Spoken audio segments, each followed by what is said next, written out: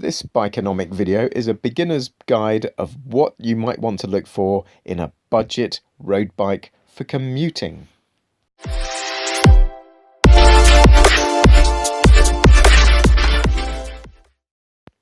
You don't have to spend these days a lot of money to get a decent bike that will allow you to commute to work. So here I'm just going to point out some of the specs that you might want for up to a 2-hour total commute a day. Most of that time spent on good quality tarmacked roads. This particular bike is a Carrera bike costing about £350, and for commuting it's been fantastic. Most commuter bikes will have 700cc tyres. I would get 25 to 28mm thick tyres, and I wouldn't use slicks. I would use ones with tread, much safer.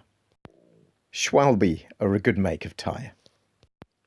Most bikes at this price will come with rim brakes as opposed to disc brakes, but for everyday commuting these are more than enough. They're also really easy to maintain by yourself. Of course, you will need mudguards. These are MK3s. I've done a separate review about these mudguards. They're great, and this stops the spray from going up your back. These ones are extremely light, only weighing a few hundred grams. I forgot to mention earlier that an aluminium frame is probably the best. Avoid carbon because it's too fragile for commuting.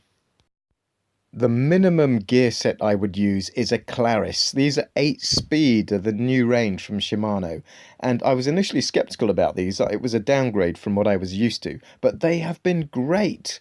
They're really reliable and they last forever. These are 8-speed. Gearing here, I've gone from 11, the smallest cog, to 32, the biggest, and that will get you up the steepest of hills. So for everyday use, I would recommend 11 to 28 or 11 to 32 size. Here at the front, we've got a compact chain set, which means there are just 2 cogs found on most modern bikes these days. This reduces weight and gear changes.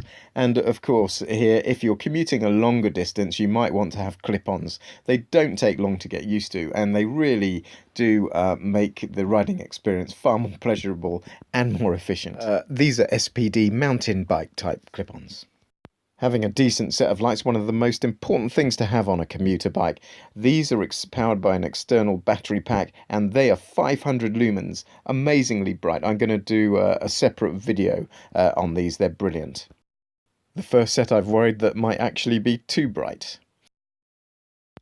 For the backlights as well, obviously the brighter the better, but I do normally put them on flashing mode because they're much more visible. Have a standard accessory bag here with a spare inner tube, puncture repair kit, tyre levers, spare batteries. So moving on from here, I also carry a decent quality bicycle pump, and instead of a drinks holder, this is a container which carries a backpack and an ultralight, waterproof, windproof. It's useful. On my road bike, I always use drop handle bars. Some people do use hybrid upright bars. I also have a cycle computer that I use just to keep track of my mileage. And also moving back, I just have this small bag that fits to my frame, and in here I put my wallet, telephone. It's waterproof, and this is coming really handy. This is a mobile telephone holder in case you've got to find addresses in the city. You can just put your phone on the handlebar. So that's been a £350 bike, which for commuting has been perfect. Weighs about 9 kilograms. High-end road bikes, in my opinion, are not suitable for cycle commuting regularly because the components wear out too quickly. And they're also not particularly comfortable. The other aspect, of course, is that bikes get stolen. For instance, in London over the years, I've had 12 bikes stolen in London, so I don't want to spend a lot on a commuter bike.